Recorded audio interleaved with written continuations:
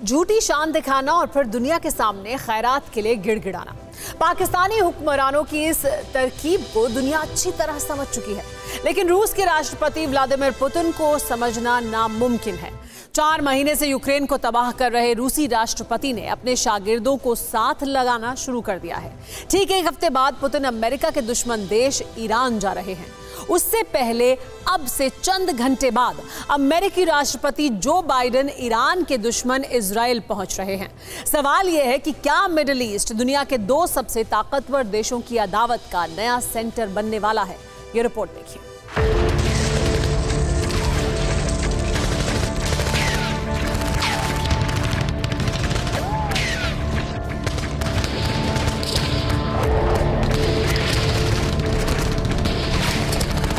मिसाइलें दागी, बम बरसाए, जो कुछ साबुत दिखा खाक में मिला दिया।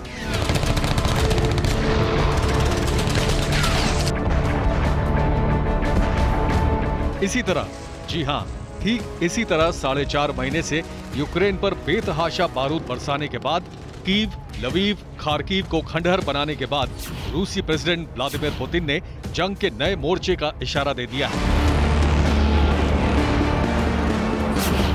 ठीक हफ्ते भर बाद अगले मंगलवार को रूसी प्रेसिडेंट पुतिन ईरान जा रहे हैं। तुर्की का तिकड़मी तानाशाह भी ईरान पहुंच रहा है।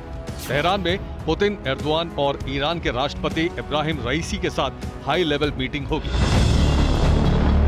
बताया जा रहा है कि इस बैठक में सीरिया के ताजा हालात को लेकर चर्चा होगी, लेकिन पुतिन, एर्दोआन और रईसी की इस सीक्रेट मीटिंग को अमेरिका के खिलाफ मोर्चाबंदी माना जा रहा है। इसके पीछे पक्की वजह भी है। जानना चाहते हैं तो ऐसे समझिए। पुतिन के ईरान दौरे से पहले अमेरिकी प्रेसिडेंट जो बाइडेन इजराइल पहुंच रहे हैं। बाइडेन का ये दौरा 3 दिन का होगा, लेकिन बाइडेन के दौरे से पहले इजराइल में अटैक सायरन बज गया है, जिसके बाद इजराइल से लेकर अमेरिका तक हड़कंप मच चुका है। हालात ये हैं कि बाइडेन के दौरे को लेकर अभूतपूर्व सुरक्षा के इंतजाम किए गए हैं।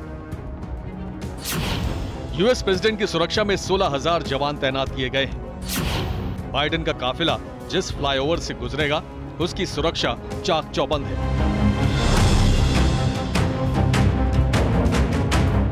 ईरान और इजराइल जंग के मुहाने पर है। दोनों देशों में तनातनी हद से ज्यादा बढ़ चुकी है।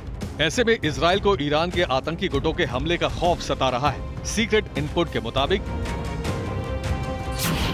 इजराइल के नालेह में आतंकवादियों की घुसपैठ दर्ज हुई है। बाइडेन के दौरे के मद्देनजर आतंकियों की घुसपैठ बड़ा खतरा है।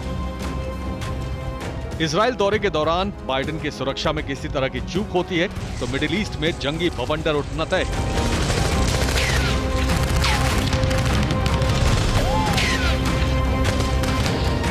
क्योंकि ईरान को इजराइल ही नहीं, अमेरिका भी दुश्मन नंबर 1 मानता है। ईरान लंबे वक्त से परमाणु हथियार हासिल करने की कोशिशों में जुटा है।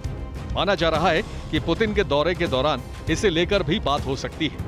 इसीलिए 1 हफ्ते के दौरान 2 कट्टर दुश्मनों के यहाँ 2 सबसे ताकतवर नेताओं के दौरे पर दुनिया टकटकी लगाई हुई है।